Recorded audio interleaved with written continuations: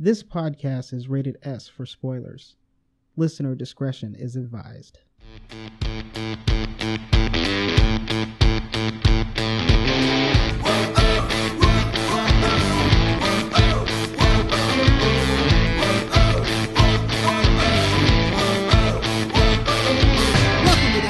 Podcast. This is episode 76, the movie review of Ready Player One. We will also discuss the Rampage trailer. I'm Graham Rixton. Here with me is my friend and co-pilot Ian Jones. Your friend and clan member, General Killjoy. General Killjoy. You know, I miss those days where we used to take people out in Call of Duty. Yes. Huh? Absolutely. Go for B flag. B flag. Oh man, everything's about getting B flag. Getting B flag. Oh man, General Killjoy and Chris Sparks, my alter ego, Chris Sparks. Oh man, I'll tell you, I'll never forget the time I was playing as you, as Chris Sparks. Oh yeah. And there was that one guy following us. Yelling into the microphone, "You suck, Chris, you suck." And every time he would kill me, I would just laugh. And he's like, "Stop laughing. Stop laughing at me." And I'll never forget, because he was a better player than I was. Oh, yeah. But I'll never forget the time I got him later on in that match. And he just, like, raged quit. Oh, that's the world we live in. Yep, those are the days, man. Man, I just can't believe. God, it's been a while. I love that you brought that up. That's hilarious. Man, that guy was so ticked off. Oh, man, that's crazy. All right, Jones, how you been? Huh? Good, buddy. Good? You know, yeah.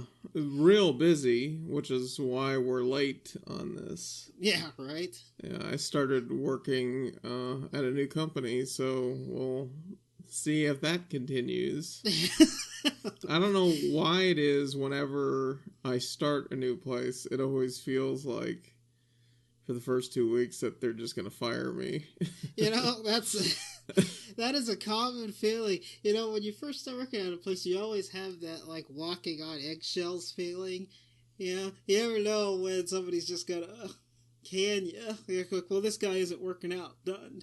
Just get out of here. And then sooner or later, you're there for years. Yeah, that's just right, how it ends up working out. And then you're there for 5 years. Right? As for me, I've just been busy, man, and I'm just hoping that we could get these out on time. Right, you know? This one was late for what you were talking about, for that reason. But I just wanted to make sure we keep getting these things out. We have a big summer in front of us here. Yeah, you know, and so it's worth, because I had just mentioned it to you. I'm going to be in Seattle. Yep. So Avengers is going to be a week late, I think. Okay. That's fine. That probably will work out better anyway. We'll see. But maybe we could schedule something to work Mark in and do a nice big one. Yeah, maybe we'll do something like that. So, I mean, let's maybe kick that around. Yeah, I'll have to ask him. It's been a while since we had Mark on the podcast. So. I'll tell you something. Trailer-wise, I know we're about to talk about Rampage, yes. But I wonder if you got a trailer for the movie Tag. I did. Well, I gotta tell you, I want to go and see that movie. Right? My expectations are incredibly low, but yes, the idea is just way too much fun. Right? I just love I love how extreme the examples of Tag are. Yes. Like at the guy's funeral. At the guy's funeral, the birth of his kid, and the one guy they can't ever get. Yep. I think it will be a fun movie to watch for sure. I don't know, maybe we can do that one too. Let's squeeze that one in somehow. I don't know. We'll have to see what happens. Yeah. But I guess we're just gonna start talking about Rampage then. Sure. So Rampage. So we got Rampage, and this is the movie that's based off of the. You remember the arcade game? Yeah, that was probably. I'm trying to think of an arcade game that I liked more than that, and I think Rampage was always my favorite one. Yeah, Rampage was tons of fun, man. I can't even remember. I can't remember how old that game was, because, man, I just remember playing it as a kid. So I have no idea how long ago that was, but it was like such a fun game. It was just so good. And so it's so weird for them to do this movie based off of this weird, obscure arcade game. And I'll tell you what, man, The Rock has been very busy lately. Like he's got this Rampage movie out. He did the Jumanji movie, and then I don't know if you've seen the other trailer of Skyscraper yet. Have you? Have you seen the trailer for that yet?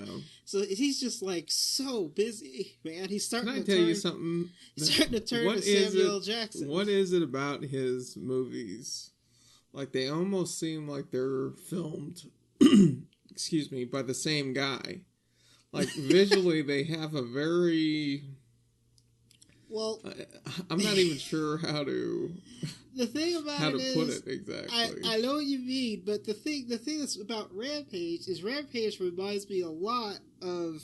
What was it? San Andreas from last year? Yeah. It like feels like that movie. Doesn't it feel like the same movie? I don't understand. So I don't even know... Like, I get what you're saying, because it seems like a lot of his movies are just like, God, why does it have this visual style? Maybe that's just how The Rock always looks so good, huh? You know? Right. Oh, man. I think...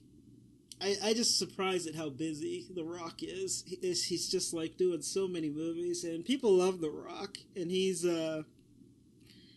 got so much charisma, you know? So it works so well for him to do these movies and just keep on going with them. Yeah, I was at work the other day, and we were talking about Rampage and The Rock, and we were trying to figure out why The Rock is so great, you know? Why is he just like the great one, you know?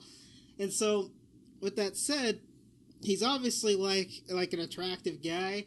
But it's one of those things where there's a lot of attractive actors, but why has he got so much charisma every time he's on screen? He's just got this special aura around him that just makes you want to watch. Well, I think the thing is, he's a performer. Yes, and, he is. You know, so and he's one of the better ones in Hollywood. He may not be the most talented actor, but if you start... You know, it's one of those things where every once in a while, like an actor comes along that you just can't take your eyes off of when you're in a movie, and I hate throwing him in this category, but I feel like I would put Adam Driver in that category. Oh wow! Except I think he's a much better actor. You know, I think for two different reasons. So I am not happy with everything that's being said right now. I feel like there are people. I feel like there are people that you just cannot look away from for whatever reason. And, so I love how you're just like, nah, but, you know, I know you're looking at him. I know you're looking at him all the time, and now Graham's super uncomfortable. Nope. There's no way I will put Adam Driver on the same level as The Rock. That's just not even close in terms of charisma. It's a different... No. What I'm saying is, because you're right about... You're right about that it factor, but what I'm saying is there are certain really talented people that you cannot look away from. The thing, but you use Adam Driver as an example. Well, okay. I think another guy who has that capability, who we just saw in Pacific Rim, is John Boyega. I think John Boyega has that. I think, Denzel Washington did in a different kind of way. That's fine, because the thing about John Boyega is he has the charisma too, though. Like, he has this, like, aura about him that you want to watch him. Adam Driver, I don't even know what your references to that. I just don't even know. Well, as far as people who, once you see him on screen, you can't seem to look away from him. But in terms of what, though? Like, I'm trying to figure out in terms of what. Because what I'm thinking of what you're talking about is maybe through sheer talent. And the only one that comes to mind with that is somebody like Charlize Theron, who's just amazing on screen every single time you see her, regardless of how terrible the movie is, which she has done terrible movies before. Yes, and we've had to sit through that. Yeah, but she's so good when she's on screen, it doesn't matter. Like, the movies are awful. Well, like, Snow White's terrible, but she's just amazing on screen. But you cannot take your eyes off her in that movie. No, because she's amazing. That's a really good example.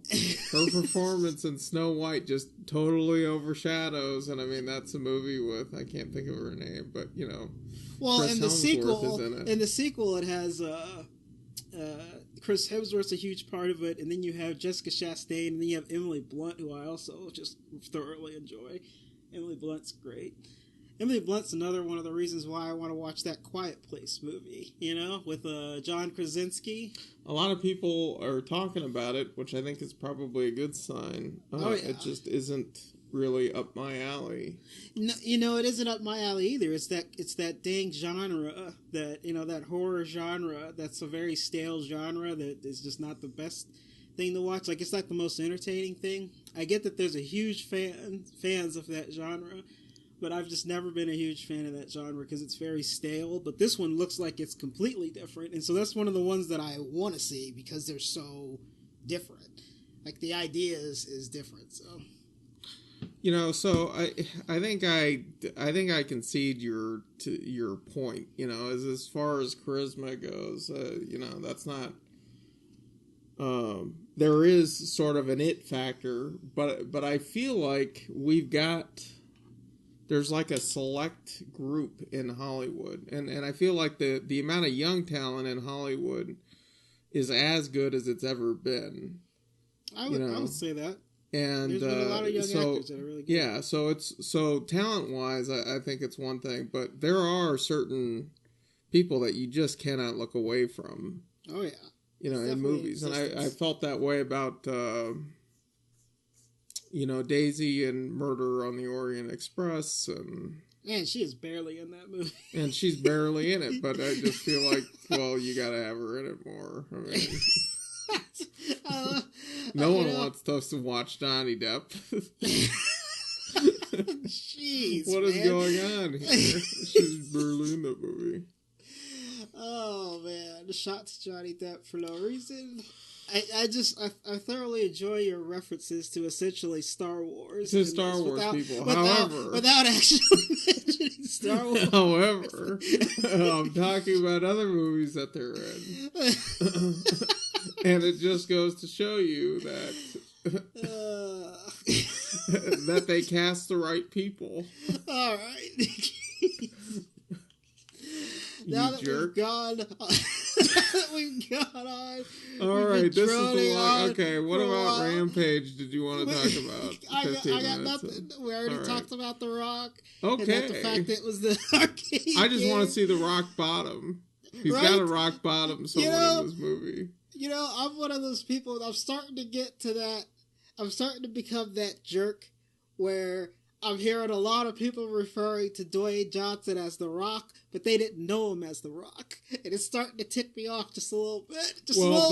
But he hasn't been marketing himself as The Rock anymore. So. But that's my point. I'm tired of people calling him The Rock as if they were there. I was there, though. I get to call him The Rock. I get to call him The Rock. The Rock says it alone. The Rock says it alone. No. The Rock says it alone. I was there. I was there through the whole process, and I'm like just a little bit annoyed by so many people referring to him as The Rock. And he hasn't been The Rock for a very long time. Yes. He's been dubbed as Dwayne Johnson for years. So the only people that refer to him as The Rock should be the wrestling fans back when I was a kid when we were watching The Rock be the most electrifying man of sports entertainment. Oh, yeah. I was there when The Rock was a heel, you know? the corporate elbow. Just like yelling, Rocky sucks, Rocky sucks, Rocky sucks. I was there when he was that guy. It was just so funny, man. It just ticks me off just a little bit. Now that I've got my rant on, let's take a break. All right.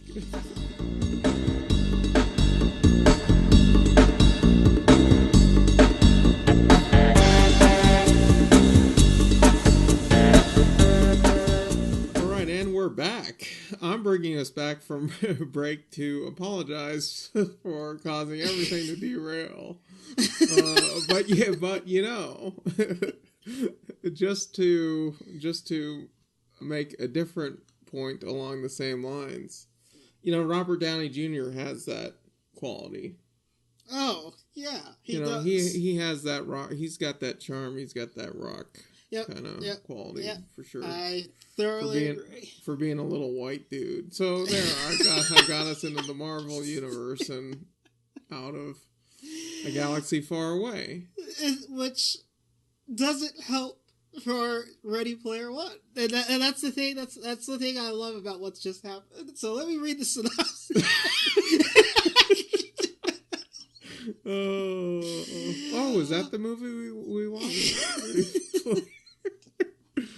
Okay, synopsis time. Oh man, this whole podcast has derailed. Okay. When the creator of a virtual reality world called the Oasis dies, he releases a video in which he challenges all Oasis users to find his Easter eggs, which will give the finder his fortune. I was a little disappointed that there wasn't enough Oasis music. That just seemed like a perfect... a perfect... like, that could have been really confusing, but also, like, a perfect cross-promotion opportunity. You're out of control. The Oasis only features music from Oasis. Alright, sorry. You have to listen to Champagne Supernova over and over and over again. Alright, the one song. Oh, God dang it. This movie's directed by Steven Spielberg, who needs no intro. He's one of the most famous directors of all time. And he did Jaws, Jurassic Park, and Indiana Jones. So, Steven Spielberg. This movie starring Ty Sheridan as Percivals and Waithe. And he did the movie Mud. And do you remember this guy from X-Men Apocalypse? Do you remember that? Yes. Yeah. And Cyclops. He's Cyclops. A lot of people don't know that because... he's Cyclops. Right? So you never get to see his whole face. No, he always has these giant glasses on, or, a visor the whole time, so you can't really see a huge portion of his face, but he was in X-Men Apocalypse, which we also rated, if anybody wants to listen to that one. Olivia Cooke is Artemis or Samantha. Now, this lady, I was trying to figure out where I'd seen her before, and it took me a while through most of the movie to figure out, but she's in Bates Motel, which I watched a lot of. I watched all of Bates Motel, and she's, great in that. She was also in The Quiet Ones. So she hasn't been around for very long, but she's definitely had some experience. Ben Mendelsohn as Nolan Sorrento. Now, Ben Mendelsohn, I like this guy, a lot. Every time I've seen him in something, I just really enjoy it. But he was in The Dark Knight Rises, but he also was in the Rogue One, a Star Wars story, where he's just great. And then Bloodline, the Netflix TV series, where he's just amazing also. So this guy is always good, and I've thoroughly enjoyed watching him on screen. Lena Waithe as H, or Helen. She's mainly a writer. She doesn't act a lot at all. She's like a writer and a producer. And so she's starred in Master of None, but she's mainly a writer in that show. And the same thing goes for The Shy. So it's kind of funny to even see her on screen. Most of the time she's completely off screen, but heavily involved in TV shows and movies. TJ Miller is IROC. He's in Silicon Valley, Cloverfield, and of course Deadpool. Well, okay. He was in Silicon Valley, and his career just fell in the gutter. Yes. Because of that bomb threat he called in. What? This was like 2 days ago that this happened. It was a few days ago, and I'm not exactly sure how that's gonna play out. I don't think anyone's gonna touch him with a 10-foot pole anymore. You know, he got fired from his show, and now there's this. Yeah, I have no idea. We'll have to see what happens with him, because there's definitely been some controversy. And I really didn't even freaking read anything about that. I saw the headline, and I was like, wait, what? And then I just, didn't even bother further investigating at all. Simon Pegg is Ogden Morrow. He's in the Three Flavors Cornetto trilogy, the one that has, Hot Fuzz and Shaun of the Dead. He was also in Mission Impossible and the Star Trek series. So he's been in a lot of series, this guy. Simon Pegg's pretty amazing. You know, he started writing a lot more often, and it's just he's just always great. I like seeing this guy and stuff. Last one, I'm just going to end here with Mark Rylance as Anorak or Halliday. And he was in Bridge of Spies, The BFG, and Dunkirk.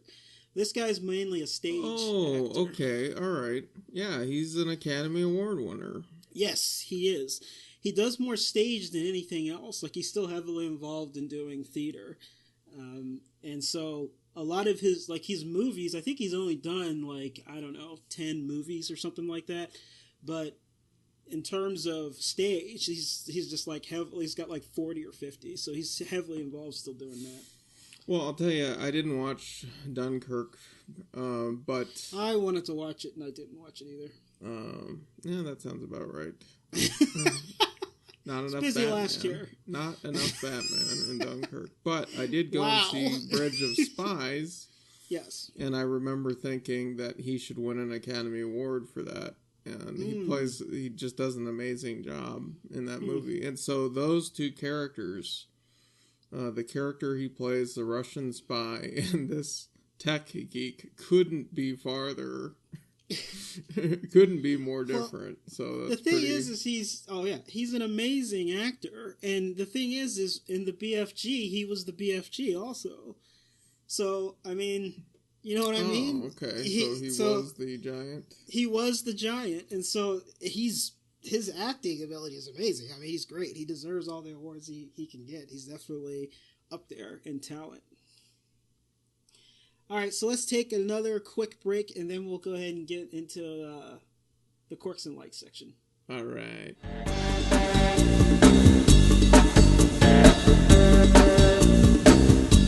All right, Joes, we're back with our Quirks and Likes section after yes, we are. You decided to do a rant over the break.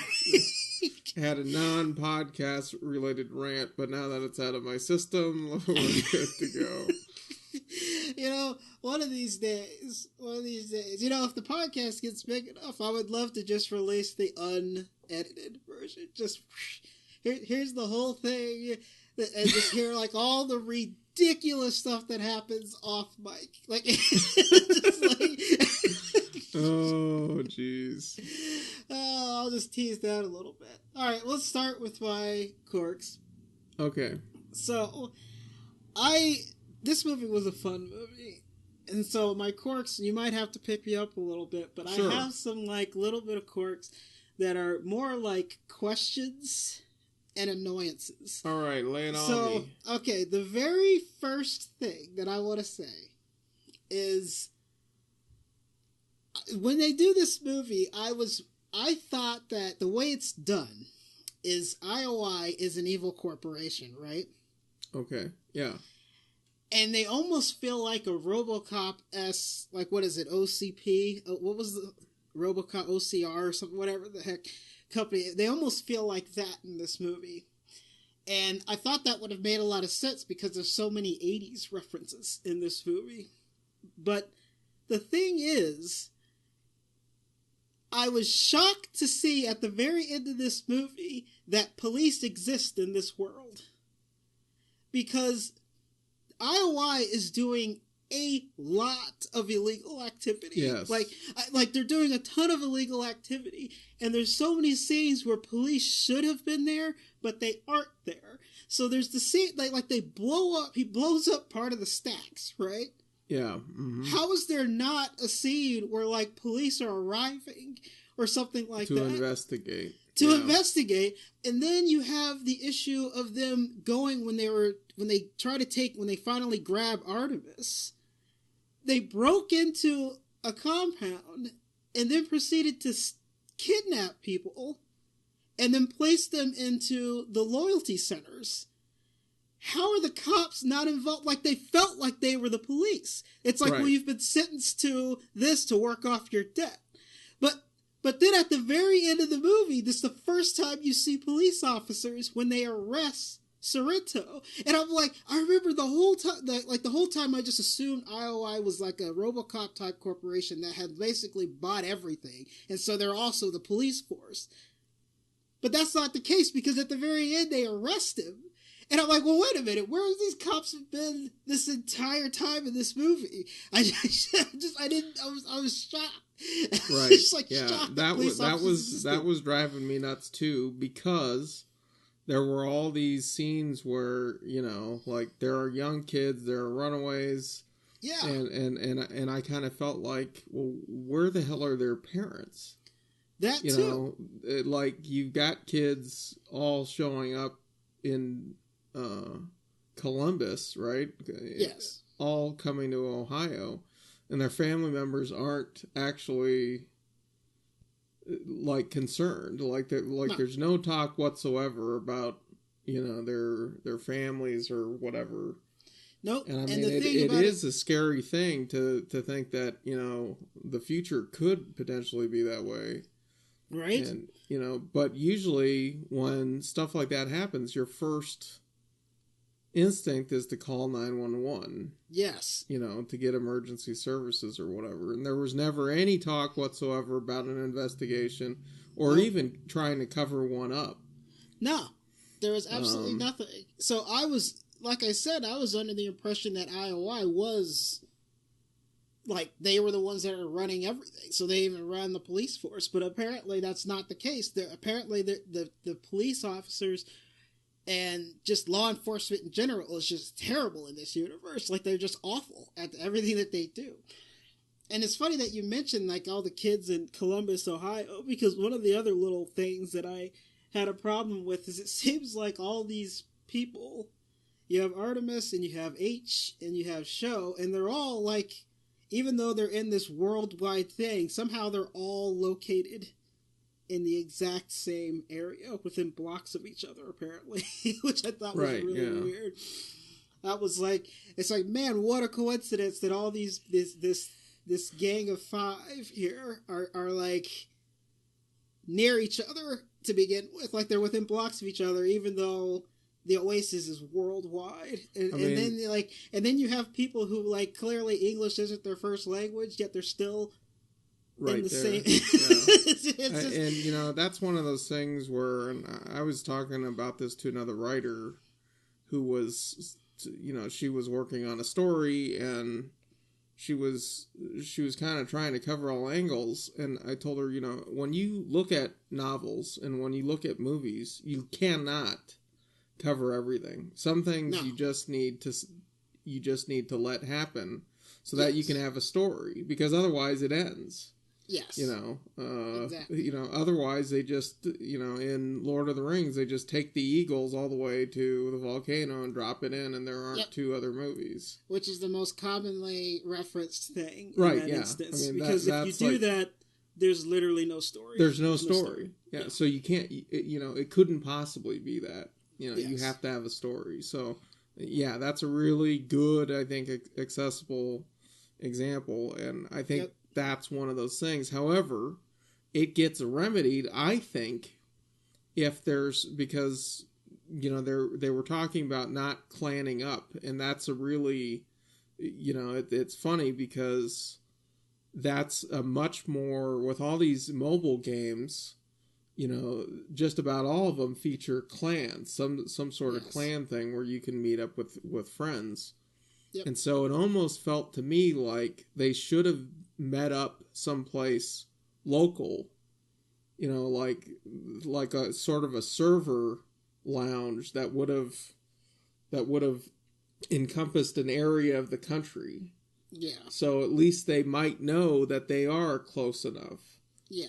It just like it, because they would have been playing off of that server anyway. But I just think that that's sort of technobabble that a lot of people might just zone out if they actually had to hear.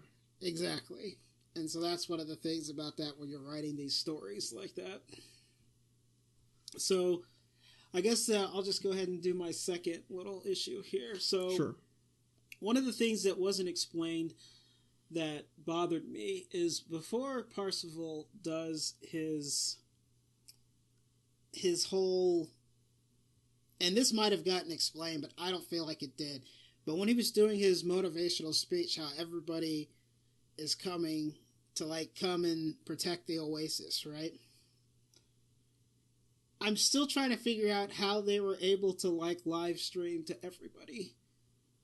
I don't, because it seemed like even with the Sorrento with IOI, the guy shows Sorrento, well, this is playing everywhere live, and then he just cancels it out, he just moves it off the way and then keeps walking to go to his little virtual thing.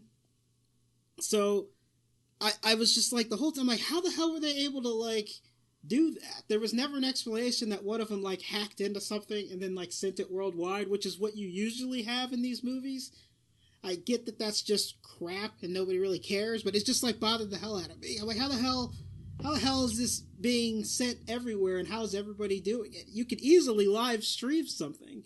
Right. Yeah. But how is it that everybody is seeing it? I didn't get it at all, and so that bothered the heck out of me. The only other thing I have, which is another little nitpicky thing, is there's a scene in here with Percival where he is with Sorrento and they've tricked him, and he says a line that bothers me on a couple different levels. Because first of all, he tells him, "You killed my mom's sister." I don't know why. I have no idea why he phrased it that way. Usually when something like that happens, you just say aunt. Yes. But it was it bothered me to the point where, first of all, the line's just weird. And then second of all, it also breaks up how he didn't seem terribly broken up about what had happened to his aunt. So, this almost reiterates that he really didn't care that much about his aunt. And so, it just bothered me so much when he says that line. And I get it. His aunt was kind of a jerk. It's not it's not like she was that great of a person, trying to raise him, and she's with that freaking guy that's awful. And it just was so weird to me that would happen. I'm man, I feel like there needs to be, you need to pick one. You know what I mean? So, either she's a terrible aunt and you don't care that she dies, or you don't have the emotional scene where she dies, right? Because, why would you care if she was awful? But yet, it's still, it's this weird... You're not wrong about this. It's this weird because ground that I don't understand. If she had more of an Aunt May quality, yes, to where she was just a sweeter old lady who took in Wade Watts, yes, I think that it completely changes the rest of the movie. Yes. I just thought it was so... You're not wrong about that. It bothered the heck out of me. And that was my other, kind of major problem. Because I'm still thinking of just, And I love that you mentioned Aunt May, because that's what I'm trying to convey. I'm trying to say, like, if it was Aunt May, having the death scene has more weight. And it makes sense. But there's clearly scenes in her where she's just awful. Like, she's ready to kick him out. She's just like, if you touch my stuff again, you're out. And I'm like, okay, so what? So she's terrible. But why have the scene where she dies? Like, you don't care. She's kind of awful. Yeah, she's kind of awful. They don't give her a redeeming scene. And no, even though Waithe sends them new equipment, the boyfriend says, "Don't call her again." Right? Which I was just like, "You're kidding me." I know. Right? We all know what's about to happen. They're all gonna die. Yeah, they're all gonna die. Where is that scene in the middle? So yeah, you're not wrong there. That's all my quirks. Okay. I just thought I'd throw those out there. So when Artemis first confronts Waithe about his behavior and his selfishness, she hurries through this explanation that, what she's trying to do is put an end to companies like IOI because they were responsible for her father's death. They get people hooked on these expensive add-ins, they get them into debt, and, then they take them and they force them to work. That kind of ties into what you were saying. What gives them the right to do that? That's never explained. No, but that's not how debt collection works. Right. Ever. I'm just trying, when did this universe turn into this sort of right? I mean, style of debt collection? And frankly, if it was that, I feel like a lot of us would be be acting very different. Like that really changes things. If that's actually how it worked, I don't think people would ever borrow money. There would certainly be a lot, I feel like there would be a lot more violent incidents out on the street. Right? Just in general, if that's actually how that worked. But I was a little, I wondered about it. And this kind of ties into my second quirk, because I felt like that was something important that really got hurried through after a big action sequence. Yes. Where they just survived. But, IOI, even though they have this huge force of gamers, they don't work together at all. And I was really baffled by the fact that during the race, they're just taking each other out. Oh, yeah. And, there isn't really much of a team effort there. But then I started thinking about it later on once she got captured, and I got to see how it really is for, for their actual labor force, their prison labor force. They're all trying to work off debt, so they don't have a reason to work together. No. They have a reason to try to get these keys and get out from under IOI's thumb. But that means IOI's system for debt collection is actually deeply flawed. Because they're all working against each other. Yes. And that was one of the things that I just thought was absolutely incredible, because it was this weird, vicious circle where all the people they have working towards the goal are in it for themselves anyway. So I just thought that was, I was waiting for more of an explanation. And then when the movie actually showed us that, it actually took us there, which I think is the right thing to do. I don't really think there needs to be a whole lot of exposition.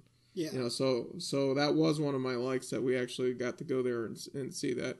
But I just thought that was really interesting. IOI's business model was actually probably the thing keeping them from figuring out the clues. From actually figuring everything out. The only scene you get with them working together is within the building, and all those people are working together. But all the people that are on the ground actually executing are not. Okay, good point. So there's a part of me that feels like Artemis shouldn't have been a pretty girl. That's such a Hollywood thing to do, right? It's to just have her be incredibly beautiful, but then she's got this birthmark, which really isn't even that bad. No. And I just remember thinking, all right, now I say this because the truth is I met Annie online and she's a fox. But most of the time, that is not how it works. And I think there was a chance for there to be a message. And I started thinking about it and I was like, I really feel like Olivia Cooke and Lena Waithe, like their characters should have been swapped. And I think that would have been more interesting. Because that would have meant his best friend was the cute girl who was always trying to warn him about stuff. Yeah. And, then the gal he fell in love with was, and, I don't mean anything by this, but they kept mentioning the 300-pound guy named Chuck. Like I felt like that's probably more accurate. They were dancing around the term catfishing without saying it a lot in this movie. Yeah. So that's just one of those little things where I was like, like everyone's cool. Yeah. And the thing that's also funny about this is because, I was talking to Jackie about this because she had noticed, and I kind of noticed this too, is you have the scene with the birthmark.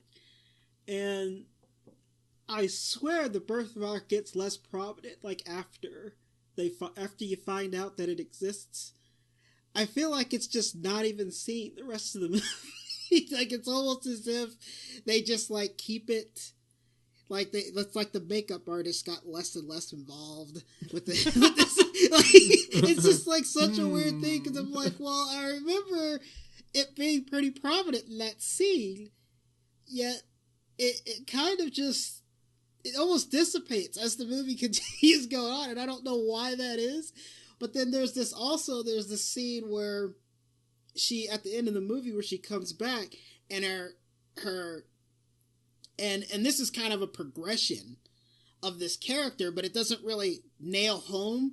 But there's a scene where she finally takes out Nolan Sorrento, and it's a shot of her, and her avatar now has the birthmark, which it didn't have before. So there's that scene in there where it's like, oh, okay, well, she's kind of accepted it as it's who she is. Yet, it's not like that fact is actually driven home. Like, it's just like, you see that she has a problem with it. I didn't even see that. Wow. It definitely happens. You have the scene where she has a problem with it when Waithe first sees it, and he tells her that he's okay with it. But as the movie progresses, the very last scene, her avatar has the birthmark. It's a dramatic scene where he's just like, oh, it's her. He says it's her when Nolan Sorrento sees when she's about to take him out when he's in the Mechagodzilla. Yeah. It's a scene where right after she hits it, she's in midair, and it stops, and it has a shot of her, and her birthmark is there on her avatar. Nice. And I thought that was like a cool little thing. It just doesn't really nail it home. It's like that. It's not like that was a part of the plot, So I thought that was really weird. But sorry for interrupting. No, I'm glad you brought that up because I did not notice that. Yeah, it was definitely in there. And there is an extended shot too where they do show her and bad guy and hero have a moment where it is kind of a lengthy little thing. Yeah. There's something that I found really odd about the fact that Wade's final test was sort of like a Charlie and the Chocolate Factory kind of thing. Yes. Where, he wasn't supposed to sign a contract, but then right after, Simon Pegg shows up. With a contract. And tells him that he's got to sign a contract. Yes. Which I just was like, wait a minute, what? What did we just learn 5 minutes ago? So, I mean, like, I get it, but I don't get it. I mean, I see I get what you're saying because I had the same feeling when he showed up with the contract. I was like, well, wait a minute.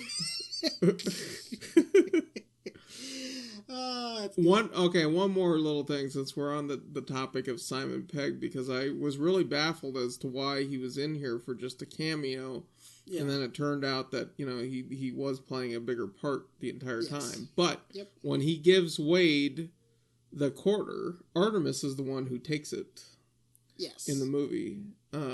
However, Waide is the one who does have the extra life. the thing is she gives it back to him. She definitely gives it back to him. All right. I didn't remember that. I was really racking my brain. Like, when did she give him that quarter back? That scene there's a lot of hot potato in that scene. So he gives him the quarter. He's just like, a bet's a bet. And he's just like, a quarter, I don't need this. And he throws it back to him. And then he throws it back because he doesn't want it. She captures it. She grabs it. And then after she grabs it, before it hits Waithe, because Wade's acting like he doesn't want it, they start talking to each other about the date. Like her saying, well, meet me here. And then at the end, she flicks it back to him. Gotcha. And then walks away. That's the scene that happens there. All right. That's it for me, then. That's it? All right. So, let's get into the likes, then. Okay, so... I don't know, even in this process of us talking, I got so many more likes to say. Right. So I just want to reiterate that was definitely one of my likes. I liked that the quarter mattered. There's a thing about this movie where everything pays off, and that's always a plus as an audience member in a movie, where like every little scene just pays off in the end. And so the quarter is important, and I love that it's important at the end of the movie. I thoroughly enjoy. I'm just going to go and say that beginning race scene is off the wall crazy, and it was one of my favorite scenes in the movie because it's a race, and it is a very ridiculous race, and it gets more ridiculous because all of a sudden the freaking T-Rex comes out of nowhere and starts eating cars. and then as that goes on, King Kong starts destroying things and taking out cars, and I'm like, this would be like easily, like, it makes a lot of sense why it's such a difficult thing to accomplish to get to the finish line. It's like impossible to just do here. It was just so ridiculous, and so I thoroughly enjoyed how crazy it was, and I love that all of the time periods that they figure out all of the clues, I thoroughly love too. So I like the fact that, going backwards, and then he's able to see everything happening above him, and he's just going backwards, and it's basically an easy drive. It's and it's like so appropriate for video games, because there's a lot of video games that do stuff like that. Yeah. Like Super Mario Brothers, where you find the hidden thing and you could just bypass the whole level, back in like Super Mario Brothers 3. Or Super Mario World. It's just like stuff like that is just like so cool that he had in the movie. And I loved all the stuff. I loved the Shining sequences. I loved just all of that was just great. The other thing I thoroughly enjoyed was we had talked about this in the previous podcast about why isn't Robert Zemeckis directing this? Yes. Because it makes a lot of sense, because Robert Zemeckis is the only one that, like, Steven Spielberg has been involved with a lot of mocap movies lately in the past, 10 years. And the thing is a lot of them are directed by Zemeckis, and that happens all the time. Him and Zemeckis have been together for decades. So a lot of the times that Steven Spielberg presents a Robert Zemeckis film, and people don't realize that Robert Zemeckis is actually the one who directed it, and Steven Spielberg just produced it. So with that said, all the references to Zemeckis in this movie I loved. I loved that they had a Zemeckis cube. Yeah. I thought it was so funny because we were talking about this in the previous podcast about why isn't Zemeckis doing this movie? It makes so much sense to have Zemeckis. I got the biggest smile on my face when he bought a Zemeckis cube. I did too, the fact that it allows you to go back in time. Back in time. I love that. It was great. I thoroughly loved it. So I loved all the Back to the Future references. You saw the DeLorean, you saw all of that stuff in there, and you even see, like, in H's workshop, you even see a poster of Mayor Goldie Wilson, re-elect Goldie. Like, there's that's in there too. So there's so many Back to the Future references in this movie, and all the references are just fun to see, because, the book is about pop culture. So it's nice to see all the pop culture stuff in there. And it's so funny that I even say that, because I've been reading about Ready Player One, And apparently Spielberg, like, really didn't want to put the Back to the Future stuff in here at all. Like, he really didn't want to have references to his own movies that he's been a part of. And so, like, they had to, like, talk him into it. They're like, well, okay, like, no, it's cool. We need to add these things in here. And so it's kind of funny because it's one of my favorite things is seeing, because I love Back to the Future. It's one of my favorite movies of all time. So it's just like so great to see all that stuff in there. And all the references are great.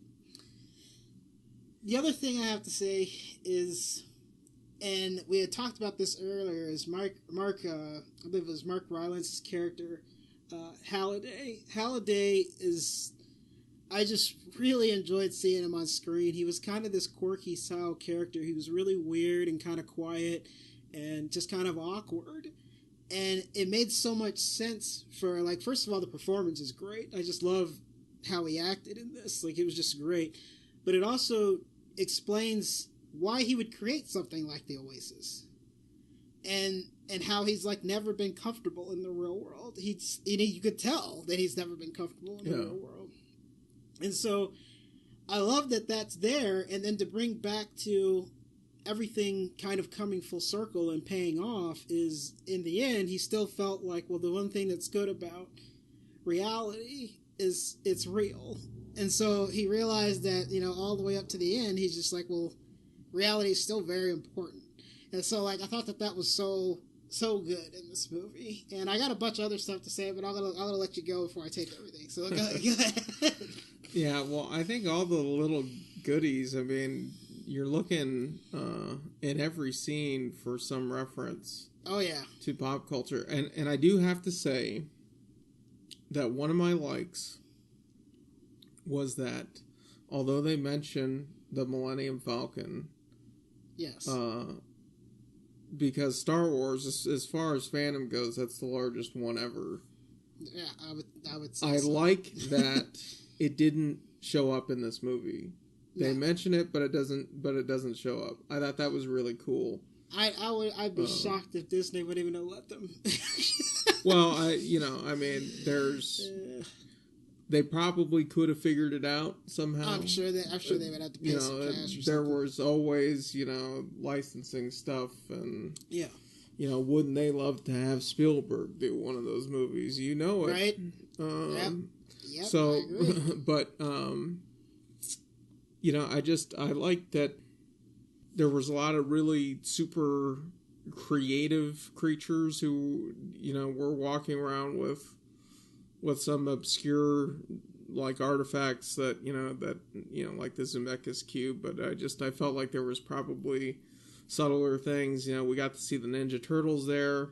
And, I love that those were, like, 4 friends that, you actually see fighting on the side of and it's just a real quick shot. Yep. But, like, so I didn't really care that much for the Shining sequence. Yeah. Until, because then I love it, and then it turned into maybe my favorite thing, until the IOI guys tried to go in there and do it, and I was just like, oh, this is amazing. The scene I'm completely wrong about that sequence. Yeah, it pays off because they're all trying. They're just getting ridiculously killed. It's just so much fun, and it's a lot of fun watching them in the final fight all get taken out and have to, like, run new people in. I thought that was really cool. Yep, it's great. And I think one of the little guys who absolutely steals the show is Chucky. I was just like, oh my god, I love this movie. Like, I mean, they're using all these things that I hate, but they're using them in a way that I love. And so now I love everything.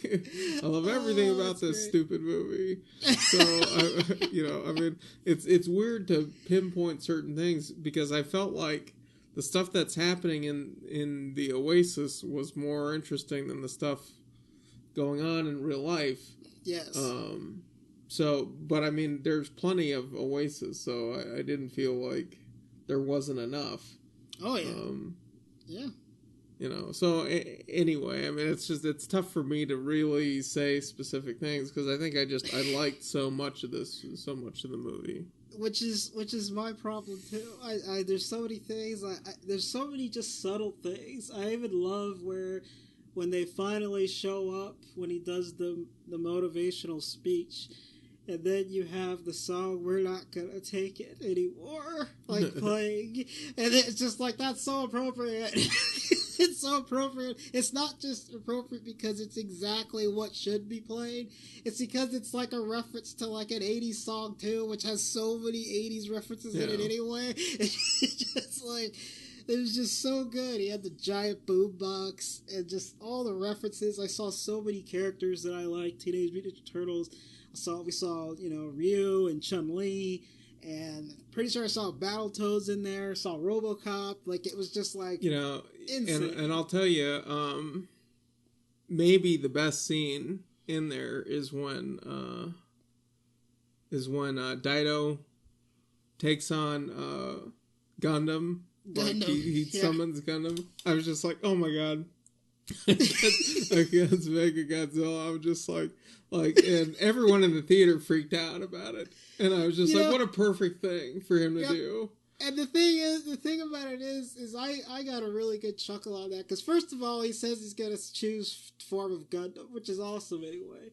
But when he changes, it's the exact scene where he does the little pose. It's the same scene from the show. It's exactly the same. And I was like, oh yeah, there it is. He does the pose and everything. I just loved it. It was so perfect. Oh man, I don't know, man. It was so good. Did you have any other likes? Other than I think the Iron Giant is just a lot of fun. That's such a heartwarming thing. And I think the way that the Iron Giant went out too, being a nod to Terminator, I thought was a pretty clever little blend. So, I mean, there's just, like, a lot of things were really well thought out. Oh, yeah. They really were. It's amazing. All right, you want to rate this thing? Yeah, let's rate it. All right, well, I know where I'm at. I love this movie. It's not one of those, like, it's not a thought-provoking movie. It's not, crazy good in terms of anything else, but it's just a great movie. It's lots of fun, and I'm definitely gonna say see it. Everybody see it. If you're a fan of pop culture, there's no reason why you can't watch this movie. I say see it, and I'm probably gonna buy this one because it's got that rewatchability, I think. So I'm definitely gonna do that. I will say see it for sure. I think it's a lot of fun. Oh, it's tons of fun. Watch it and enjoy it. Oh yeah, I can't wait to watch it again and just like see if I can see all the other things I missed that were references. It'll be fun to see. All right, Joes, we've gone on long enough. Let's sign out and get back out of here. If anybody wants to contact us, we have our home on the web at halfpastpodcast.com. Like us on Facebook. We're on iTunes, Google Play, and Spotify. Go ahead and give us a rate on those or any of your other podcast directories that you use. We're on Stitcher, Libsyn, and TuneIn. Our email is halfpastcast@gmail.com. That's halfpastcast@gmail.com. Tweet us at halfpastpodcast. And thanks everybody for listening, and I hope everybody goes and sees Ready Player One because it is a fun movie, and I like everybody's support. Thank you very much. And next week we are going to try to get Rampage done. You think we can get Rampage done? I think we can, yeah. Okay, all right. So. Get our rock on. Yes. Oh man, can you smell what the Rock is cooking? You remember when we had an idea of the Rock Bottom Cafe? The Rock Bottom Cafe. So you actually can smell what the Rock is cooking. Yep. Yeah. Oh man. God damn, what a great idea.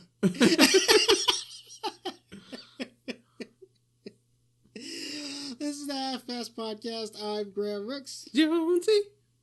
See you next flick. Oh.